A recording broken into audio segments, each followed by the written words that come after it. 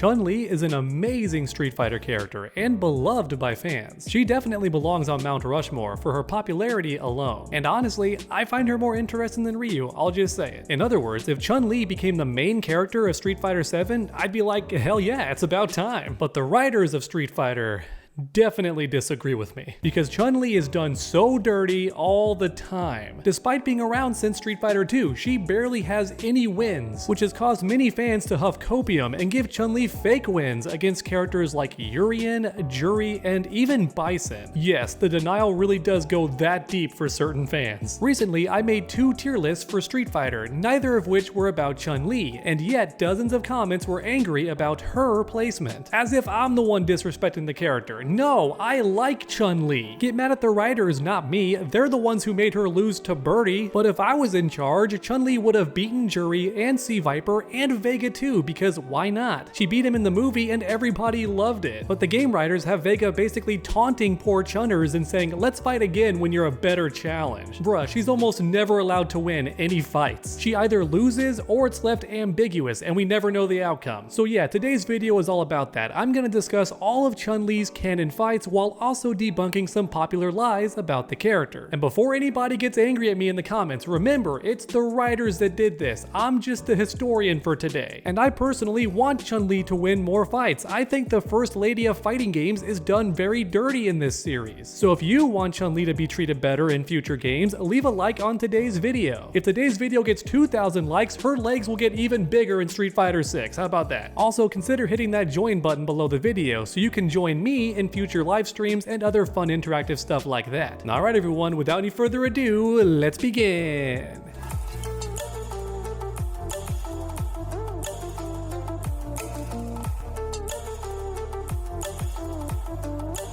Alright, here we go. A history of writers hating Chun-Li in Street Fighter. Many fans seem to believe she's beaten M. Bison for whatever reason. I've got no clue where this rumor comes from because she's lost every single encounter against Bison, unless she teams up with other characters, but even then Bison gets away and sends everybody flying with a mini atomic bomb, so can you count that as a win? I don't really think so. Because if I'm a cop and my goal is to capture this criminal mastermind and he gets away, that's an L. I'm sorry, but that's an L. Nice crater though, pretty badass, not gonna lie. But yeah, pretty much every time Chun-Li confronts Bison directly, she loses, sometimes immediately. Then in Alpha, she was left crying for her daddy. I'm not even making that up. She was sent crying to Papa, who was already dead, so that's embarrassing and tragic at the same time. Yeah, sorry everybody, but I can't think of a single time Chun-Li's beaten M. Bison, especially not in a one-on-one fight. I don't think it's ever happened, so stop huffing that copium. Alright, but next up is Urien, and this time I understand where the misconception comes from. The rumor actually makes sense in this case, because many fans think Chun-Li defeated Urien in Third Strike. However, I don't think that's the case, and here's why. Because Urien kidnaps a kid, Chun-Li confronts him over it, and we see Chun-Li get the kid back, which led many fans to assume she beat Urien and took the kid back. However, unfortunately, that's not what actually happened. While Urien is her rival, he tells Chun-Li he'll give the child back regardless of the outcome. He just wants to fight her. Seriously, look on screen. He says, okay, I'll give the kid back no matter what, but you have to entertain me. And thankfully he means fighting and not pole dancing or anything derogatory like that. He just wants to see Chun-Li's legs in action. Pause.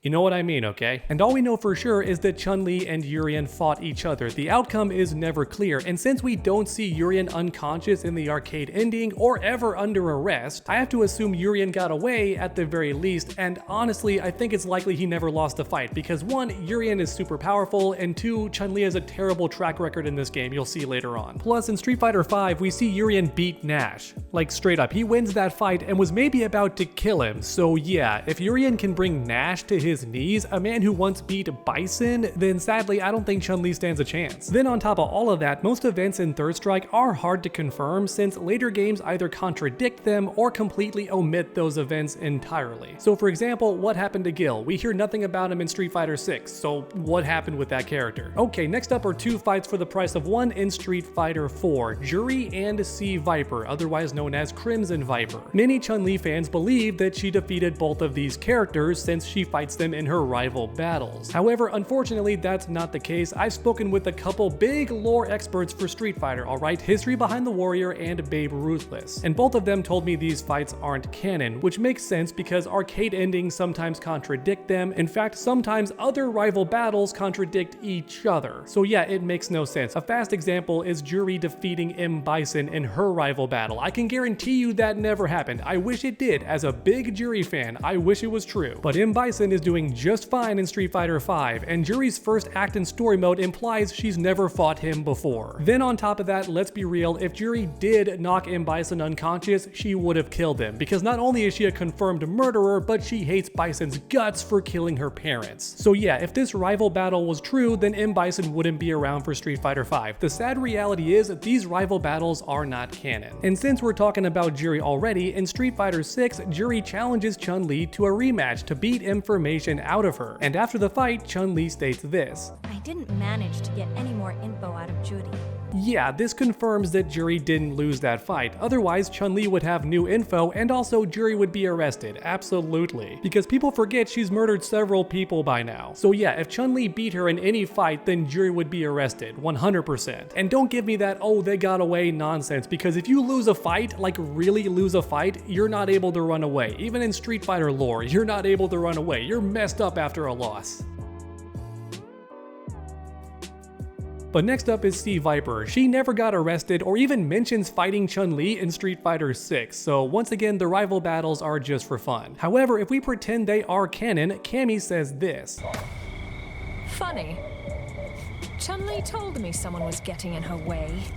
Is that so? Yeah, so this implies C. Viper escaped and possibly even won her fight against Chun-Li, because she was a cop at the time, which means Viper would have been arrested and behind bars if Chun-Li won the fight. Oh yeah, plus Viper and Juri are seen committing more crimes together in Street Fighter V, so yeah, Chun-Li most likely never beat either of them, because otherwise they'd be arrested and unable to keep committing crimes. Oh boy, but next up is a big one, Chun-Li versus Vega. She's never beaten him in a legit fight. I'm sorry, it's sad, but it's true. Outside of the movie, which is amazing, and I want to pretend it's canon, alright? But unfortunately, it's not. In Street Fighter V, we have an actual legit battle between Vega and Chun-Li, and the first time he beats her, like straight up. Then in the rematch, she does much better. However, the man jumps like 80 feet into the air to grab onto a helicopter ladder, so that means he has tons of energy left in the tank, alright? He clearly was not taking the fight very seriously if he still can jump that high into the air. Then on top of that, he says this. Farewell. We'll meet again after you bloom.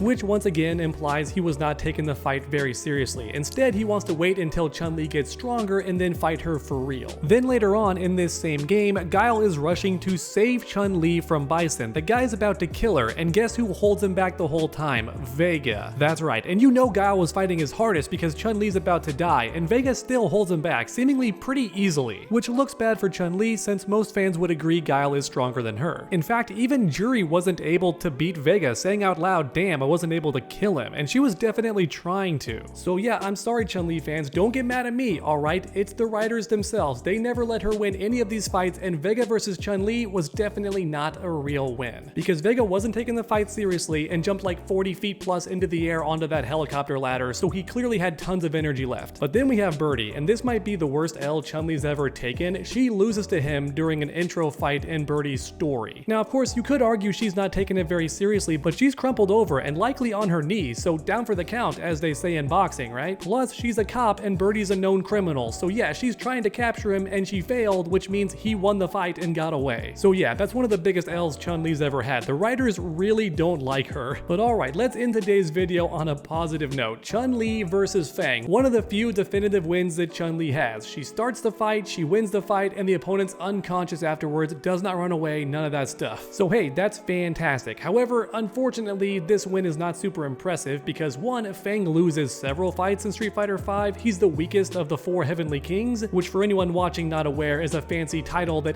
Bison gives to his top henchmen. Number 2, FANG just fell a very far distance, in fact a lethal distance because it killed one of Bison's dolls. So yeah, a very big fall. FANG's lucky to survive. Number 3, before that fall, he lost a big fight to Rashid. So the man lost a fight, then nearly fell to his death, and after all that fought Chun-Li and she beat him. So Yeah, not a very impressive win, you know, not much to brag about. But hey, it's one of the few canon wins that Chun-Li has in the entire series, so I guess that counts for something. And alright everyone, there you have it, a complete list of Chun-Li's biggest fights. Many fans are sadly huffing copium, saying that she won these fights. No, unfortunately she did not. I wish that she did. I'm a big Chun-Li fan, I love the character, and if I somehow ended up in charge of the game and the characters, I would have her win way more, because to me, she's up there with Ryu, Ken, and Guile. I think she's a big deal. But like the title of today's video says, the writers hate Chun-Li. Alright, the Street Fighter writers do her dirty all the time. So do me a favor, if you watched the video this far, leave a like to support Chun-Li. But if you disagree with me, let me know in the comments down below. That's completely fair, but keep it civil, please. Because like I mentioned at the very start of today's video, you're not actually mad at me, you're mad at the writers for not giving Chun-Li any confirmed wins throughout all of Street Fighter except for FANG. I think that's it. But hey, I could be wrong. Let me know in the comments down below. But thanks for watching and I hope you enjoyed. If you did, then subscribe and ring that bell so you never miss any future videos. Make sure to come back next time, and as always, stay underdogs.